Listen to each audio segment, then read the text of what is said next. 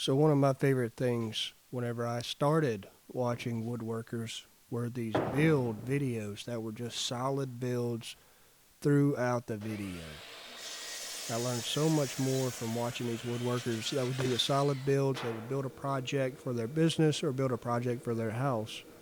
Instead of telling me 10 tips or tricks for my shop or 5 things I must do as a beginner woodworker, the most knowledge I gained was a full build video. And I thought, you know what? There'd be a lot of value that I could provide by doing one for you. So right now I am building a table for a client for my custom woodworking business. This is a double pedestal dining table with a matching bench. Now we're using red oak for the tabletop and for the bench top and for the beam that's at the bottom of the pedestal.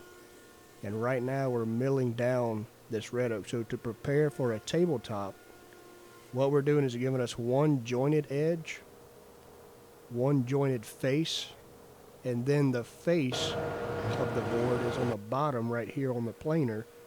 The face of the board is on the bottom side, and that's used as a reference for the top side. So we're going to plane the top side of the board down to the thickness that we want, and it's going to reflect that jointed edge on the bottom side. And then we're going to go to the table saw, and we're going to rip the board down to width here shortly. Now, I tell you what, I do love this joiner. This is a 20-inch helical head. I'm very blessed to have it. I've worked for years with the lunchbox type style planers, and this is an absolute game changer. Now, it's expensive, but I needed something that could handle the volume that we're doing.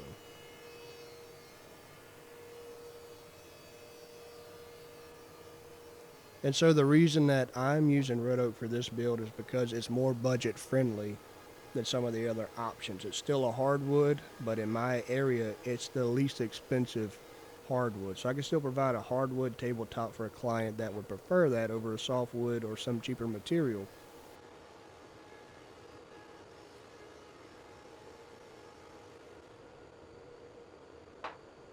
So we got all the wood the same thickness. We have one edge jointed on the joiner. I ordered all of this wood S3S because it makes everything go a lot smoother, but this client specifically wanted some knot holes. And the wood that I had, I went through it, I had no knot holes. So I had to get 2 more boards so that they could have them open knots that they were looking for. We got those milled down to size. It's all the same thickness, so now the next step is to take everything over to the table saw, and we're going to rip everything down to about 7 inches wide. We have 6 boards. That'll give us 42 inches wide for our tabletop. And so here you see that jointed edge is what we're using as a reference against the fence, and we're ripping the boards down to width. Now I do know, before you comment, I do know that I need an outfeed table. I also do know that these aren't the safest practices that I'm doing, but as the great woodworker Sawyer would say, not your fingers, not your problem. So we're ripping these down to width. This 5 horsepower table saw is plenty for it, but I did spend years using a box store table saw, then I upgraded to a cabinet table saw. Highly recommend the heaviest duty table saw you can get. You need to get it. And here we're doing our glue up, so we have the jointed surfaces. Now, I did say earlier that we had S3S lumber as much as possible, and I had to get a couple boards with the knot holes in them.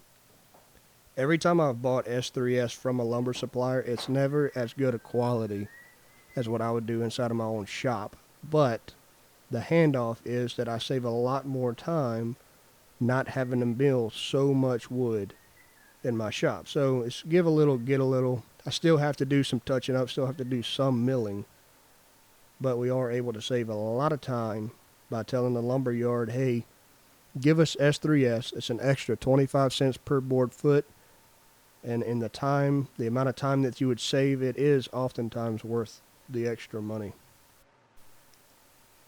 That glue bottle I actually found at a local lumber supplier in the Baton Rouge area. They were selling those. They had them laid out like a box of them for $2 or $3, and I have noticed that the glue squeezes out so much easier from those little bottles than they do from the glue bottle you buy from Home Depot or Lowe's. And I'm also digging this glue roller that I'm using here. I picked that up off of Amazon. If I remember, I'll put a link in the description. But the glue roller, it saves a lot of time. The glue bottle was a nice surprise, nice improvement.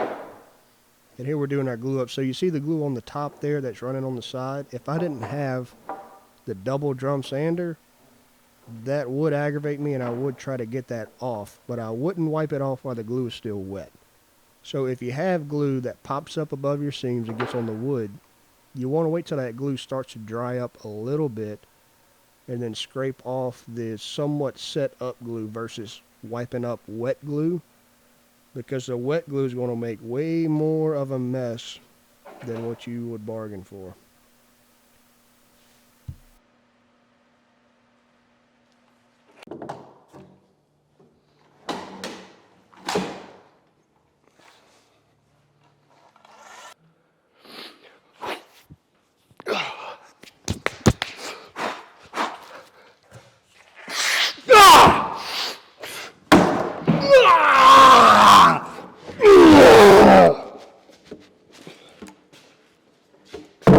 Crap.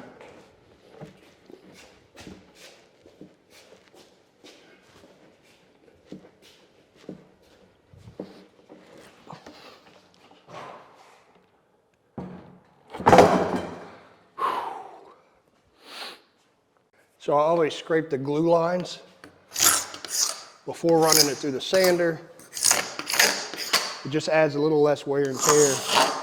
These little things, you can get them from Lowe's or Home Depot. Pretty cheap and very effective with scraping out the little glue nipples. I guess you can call them glue nipples. But these are very good for scraping the glue lines after you glue up. So we're about to start running it through the drum sander. And the way that this thing works,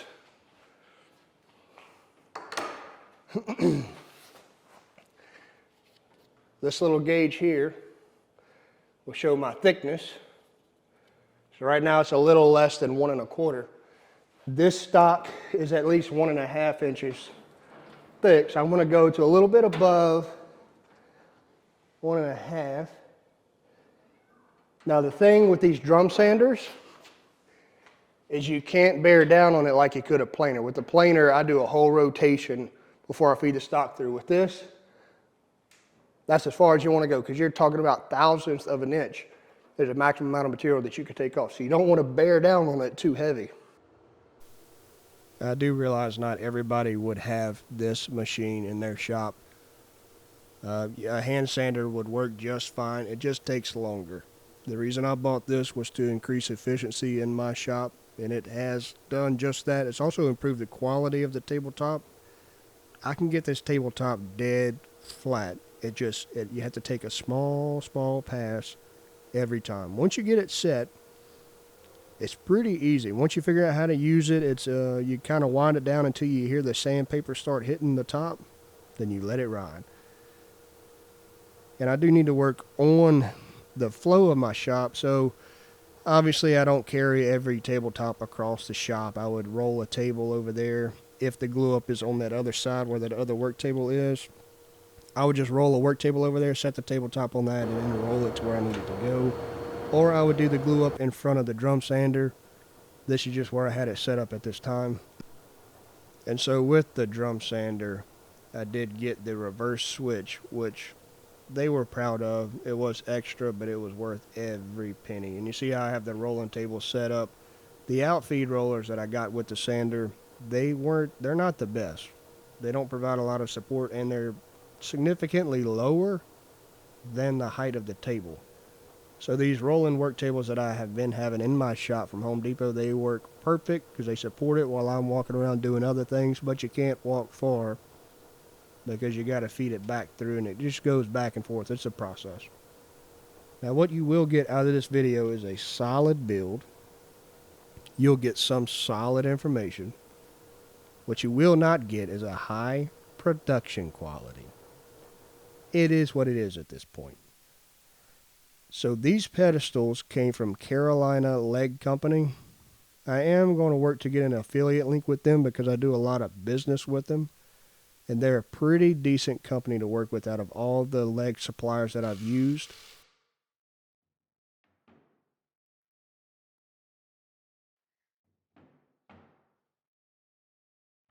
So I may have actually broke this corner off. I may not have, but it's a pretty simple fix. The fix for this is glue, obviously, but it's really going to be hard to clamp it. So if you have CA glue, that's your winning combination.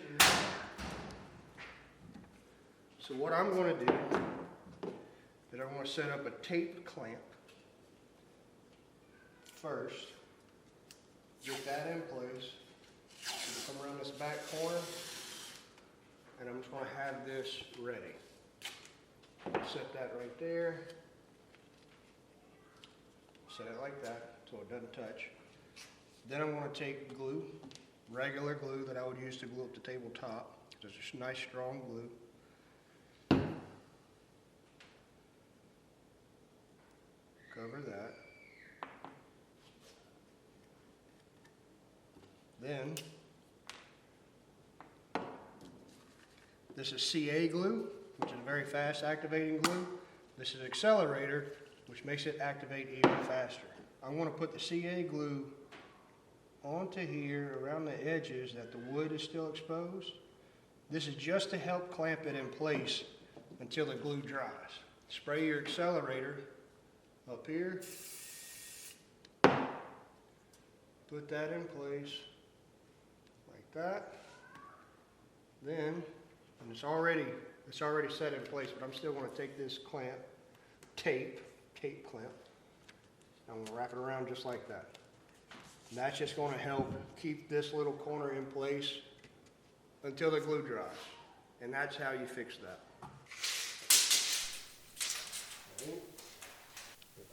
So the table length for this is 7 foot.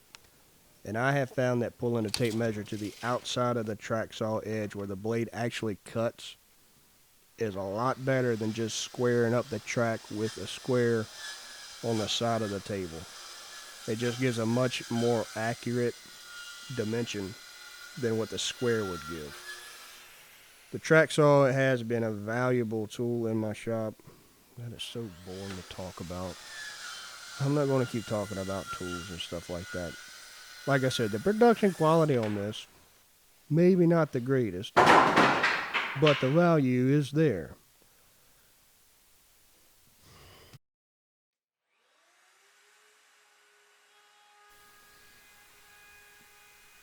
So now we're doing roundovers on the tabletop. I'll do a roundover all the way around just on the top side. You'll see in a little bit that on the bottom side, I just soften that corner. I don't want to round over on top and bottom.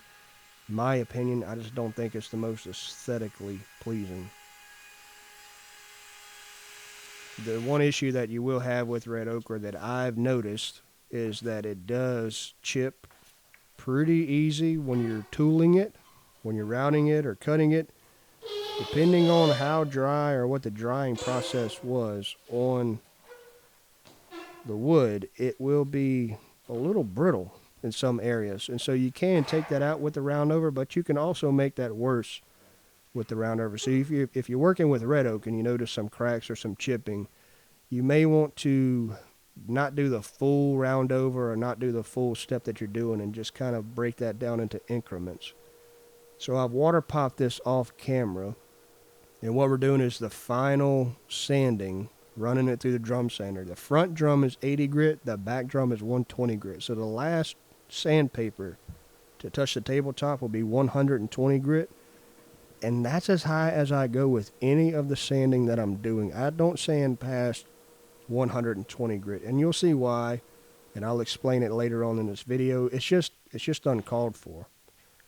So here we're cutting the aprons down that are going to attach to the pedestal and attach the pedestal base to the tabletop, or the tabletop to the pedestal base.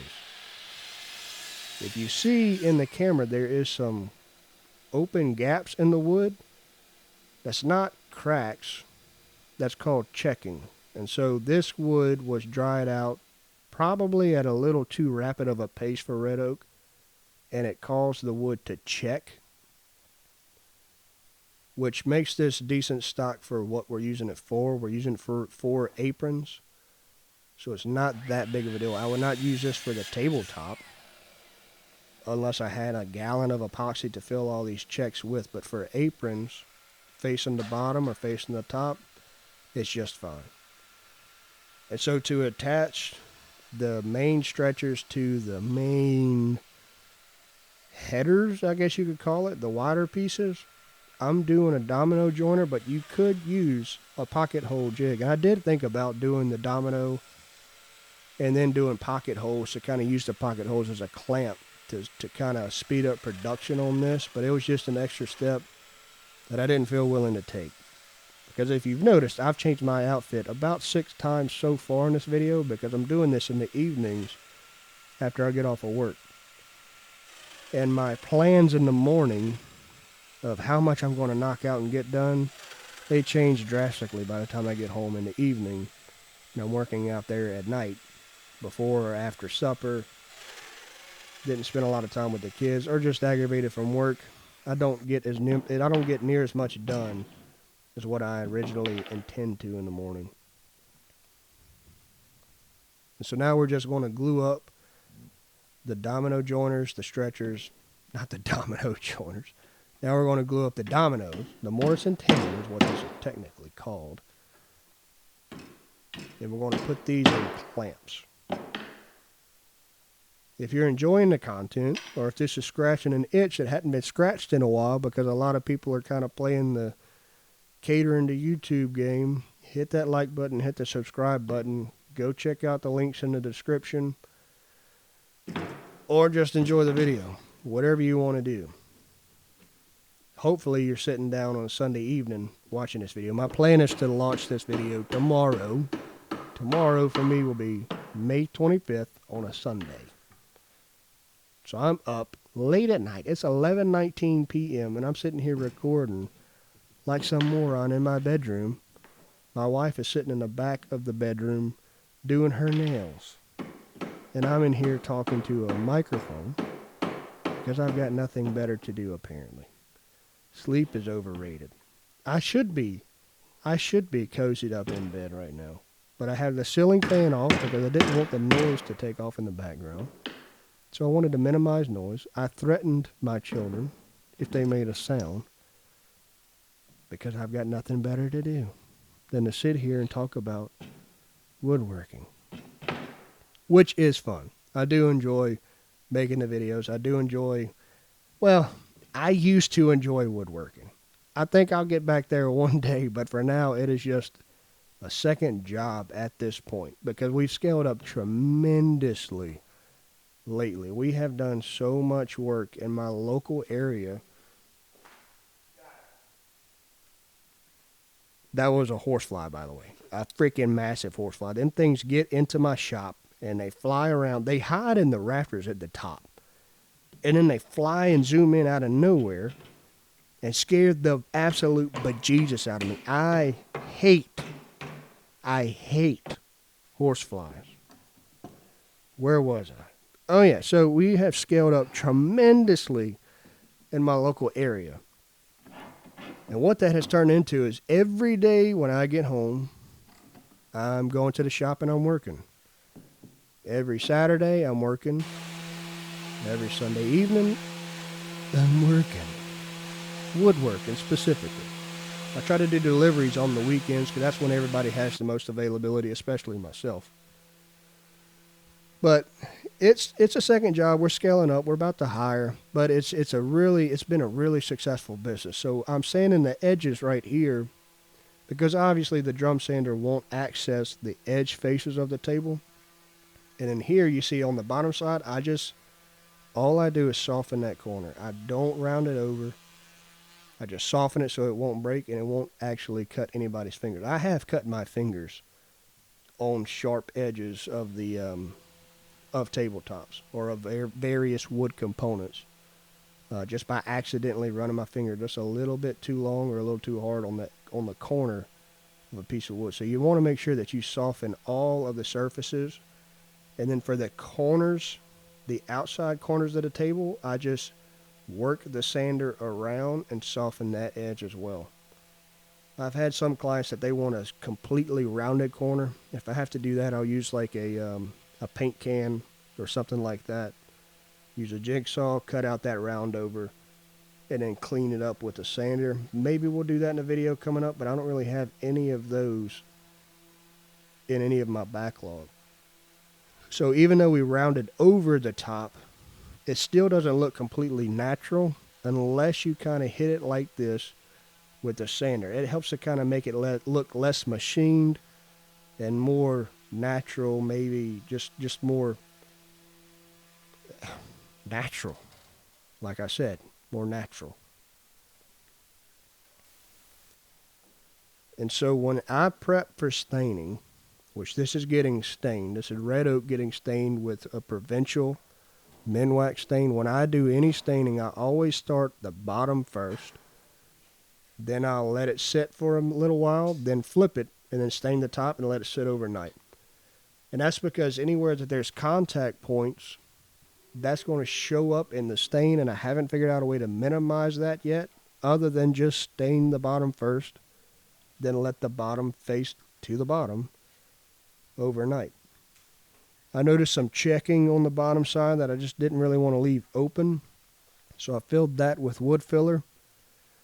The best wood filler that I found is the kind you can get at Home Depot, maybe at Lowe's, I'm not sure, but it's got a pink lid, and the wood filler is pink until it dries. And when it dries, it turns tan, and that's when you know that it's ready to sand.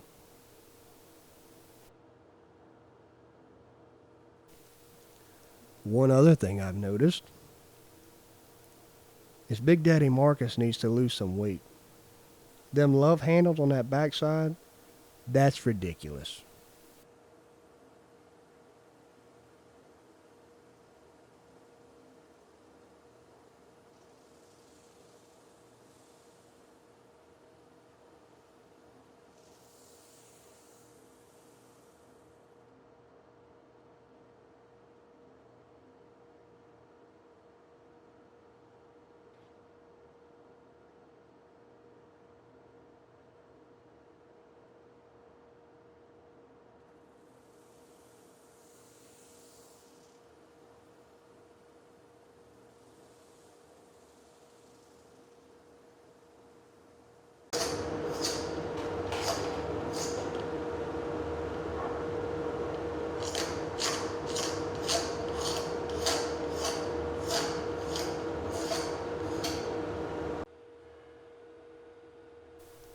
So this is the panel for the bench seat. It's three boards that I glued up together. I think I cut those at 5.5 inches wide, and that'll give a 16.5 inch seat, which is absolutely plenty for anybody's booty. And then we're going to cut it down to size on the miter saw. Now, I do not recommend this technique, but we're in the 8th outfit of the video. I wasn't going to spend a lot of time setting up the track saw because of safety reasons. Again, round over, then we'll sand it. A lot of repetitive footage in this, but this is actually, this is the way that the business is operating. It's a lot of repetitive steps every single table build that we do. You're always going to round over, you're always going to sand, you're always going to glue up, but you always are looking for ways to improve the efficiency of each of those processes.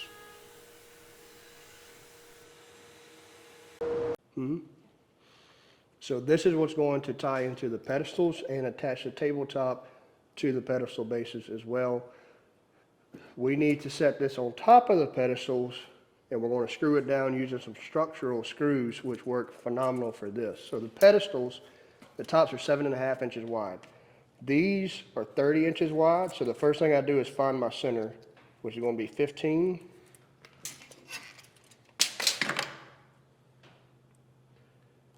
Make a mark. So this is the center mark. With the pedestals, they're going to be 7.5 inches wide. So we're going to do a 3 3/4 mark on each side. Just a little bitty mark.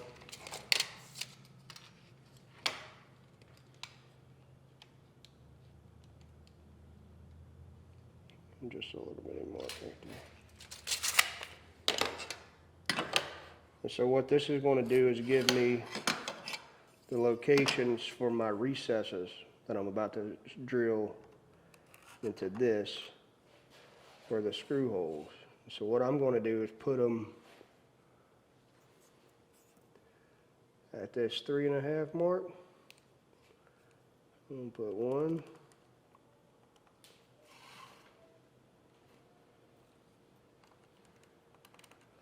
One.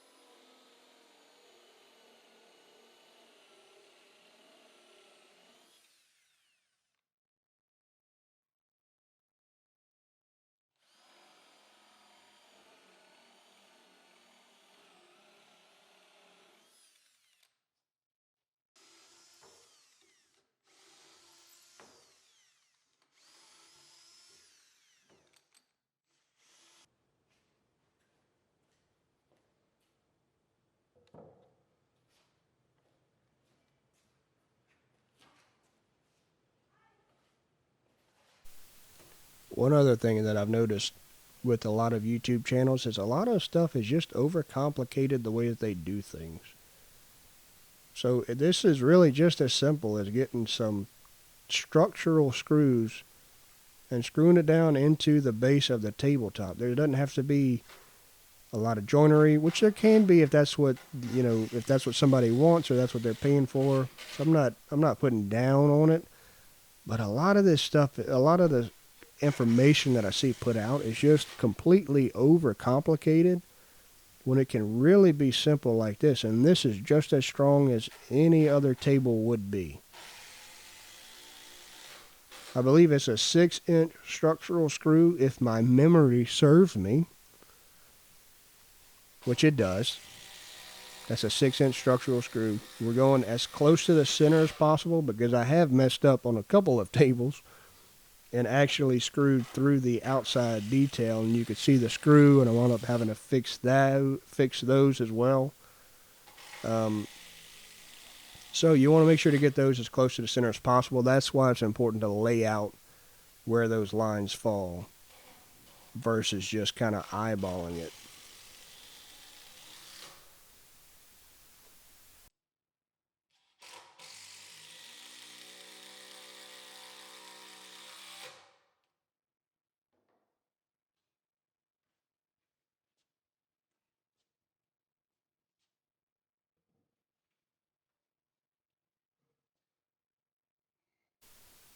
Now, what's most impressive about this is this table base probably weighed about 406 pounds, and I was able to curl that like it was nothing. So on the base, it's just one lag screw for these pedestal bases, which I'm not a big fan of. So I always will recess more structural screws coming in from the bottom just to give it that extra strength. Make it more robust, make it more bomb-proof, because you don't know what people are doing with these tables. You don't know if they're eating at it. You don't know if it's going to show up at a backyard wrestling match. What you don't want to happen is your name is on it, and somebody gets body slammed into the top, and the whole thing falls apart. So again, 6-inch structural screws, better safe than sorry. The lag screw that came with it is, I guess, enough. But I don't want that base spinning. Like I said, I don't want it coming apart. I was interrupted earlier, but One issue I've had with Carolina Lead Company is when they send me the pedestal bases, they always forget to send me the bench ones, even though I ordered them in the same order, and I've had to get them overnighted. Now, they have been very quick. As soon as I text them, because we're on a texting basis, as soon as I text them, they've been very quick to overnight the bench pedestal bases to get that taken care of, but it has caused multiple delays. So just keep that in mind if you ever wind up ordering these and you need a bench pedestal base to go with it. You're going to have to reach out to them and make sure that they put the bench pedestals in the shipment. And so right now we're prepping to stain. There's a lot of dust on these components. We're wiping it all down, getting it ready to stain. No pre-stain conditioner, and this is all pine. All the pedestal bases are pine. What you won't see me doing is using pre-stain conditioner. I've never really had the issue that a lot of people are having, or a lot of people are saying that they're having with this, the blotchiness. And it might be because on the pedestal base there's a lot of end grain exposed versus face grain. But I'm going to do an experiment pretty soon to determine, you know, what would actually require pre-stain conditioner, because it's not just soft wood. I think it's actually wet wood. So if you buy wet wood from Home Depot or Lowe's, maybe that's why you need to buy pre-stain conditioner. It's just another way to sell you more stuff. But if you buy dry lumber, I'm going to test it. I'm going to buy dry pine and I'm going to stain it. And I'm going to see. And if it turns out that you don't need to buy a pre-stain conditioner, I will let you know. So when I stain the tabletop, I lay it all on there. Don't worry about the swirl marks. Get all the stain on there, get it on there thick, and then you just even it out once you get the stain applied completely. Oh, hey, over the whole table. So we're using foam brushes to get inside the nooks and crannies. I find it best to do your nooks and crannies first. Then you come back with the rag, and you do the rest of the base.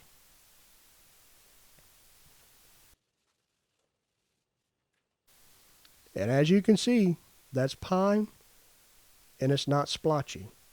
The apron and the beam are red oak, but the pine itself, it's not splotchy. It took this stain pretty evenly.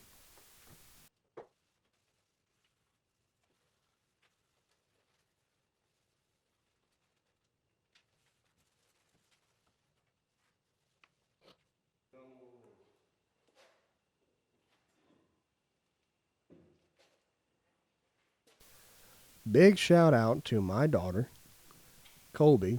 She was a tremendous help in the shop. We have to figure out camera lighting, but she has started doing all the recording and she did all the video editing, which has been a tremendous help, and it's really the only reason, or the only way, that I was able to start back doing YouTube videos. So this is the top side. Like I said, get the stain on there. Make sure you get enough stain on there. The only way the stain gets on the tabletop is if you put it on the tabletop. So make sure you put enough. Don't worry about getting it smooth when you're applying it. You're going to come back after you get stain all the way covered. Then you're going to even it out. And so one thing I do on the bottom side is I only do the bottom side. I don't do any of the edge surfaces. And that's because if the stain runs or the stain pulls up somewhere, I want it to be on the bottom. I don't want it to run towards the top. And I flip the tabletop and I have runs going upwards if there's any runs at all. The way I avoid it is by doing the edge surfaces after I flip the tabletop. And so now you can see it comes out pretty smooth. Lay the stain on. Then you go from one side to the next, just like this, and you do it in one smooth, continuous motion. Don't stop till you get off the edge. And that's how you can make it even. Like you see here, there's no lacquer on it. There's just stain. And look at how smooth. Look at how shiny. It's clean. It's the cleanest. But it came out really well. So now I'm spraying lacquer. I wish I would have known about lacquer finish when I started woodworking or when I got more into it. I'm glad I know about it now. So lacquer is an excellent finish, especially for tables, because it's very durable. Once you spray it, it only takes about 20 minutes to dry, Give it another 5 or 10 minutes, you're ready for the next coat. It's not an overnight type thing. You don't have to sand in between coats. It goes on smooth. I like the dull rub, which is what I'm applying pretty much on everything I'm building lately. And you'll see it. It's got very, very low sheen. It's a phenomenal finish for a table. Or for any furniture for that matter. And so this is the bench seat. Everything's getting about 4 or 5 coats. Especially the tabletop. The tabletop's getting the most coats. But everything is getting 4 to 5 coats. The only thing about spraying lacquer is it shuts down the shop completely. It makes it a very unsafe environment to be in if you don't have a respirator. And so what I'm doing, I'm about to apply the final coat. I'm taking 400 grit sandpaper. Remember, I only sand the wood to 120.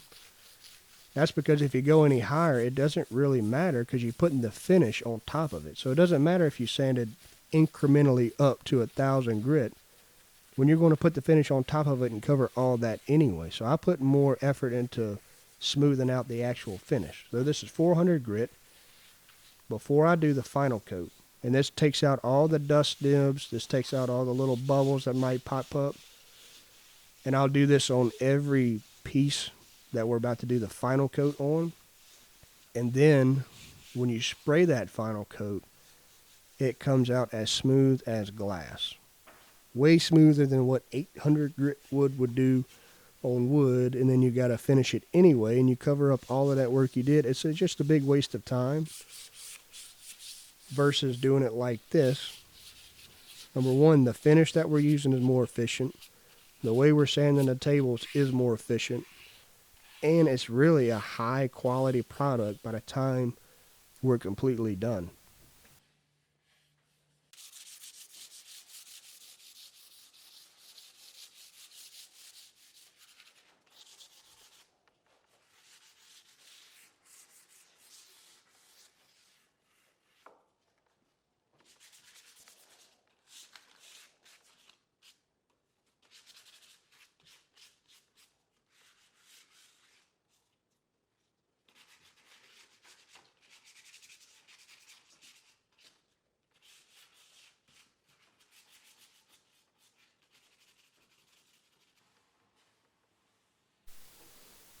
So you want to make sure to get all the dust off before you put the next coat. We wiped everything down again, and now here we are spraying the last coat, finally. Now what you may not know about me is I used to be an industrial painter way back in my early days. So I know all the special moves. I know all the special overlays. I do about a 50% overlay. Now you notice that dry spot, I actually put another coat on the tabletop off camera, and we captured that. So what I do when I spray is about a 50% overlay, especially on a flat tabletop, and that, just in case you had a few light spots, you're always going to catch it on the next pass, and it makes it for a super even distribution of the finish. You like that, huh? Distribution. That was a good word for that, actually. I'm pretty good at talking sometimes. This is one of those times. So we are going to work on the production quality of things. I'm looking at a couple of new cameras. I got to get a new tripod.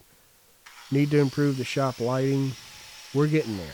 This is a biscuit joiner, and this is the main reason I use it for. The way I attach the base to the tabletop is with Z-clips. So I have this biscuit joiner set at a specific height. I think it's a 1/2 inch, and that's the perfect height for the Z-clips. And I do about 6 holes or 6 slots, and that's all I need. And so anytime you're going to post your stuff online, you need to stage it. I do have some photos of the tables in the shop that I'll post online, but most of the time I stage it just like this, and I'll send pictures of it to the client. She loved it, by the way, and she might be seeing the video actually before she sees the table. Actually, between us, I have somebody coming to look at it tomorrow, and I want to use it to sell another table.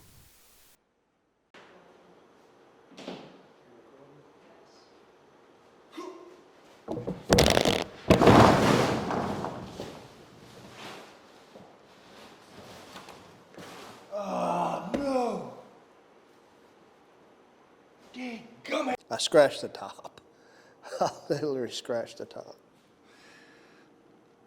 All right, I gotta fix that.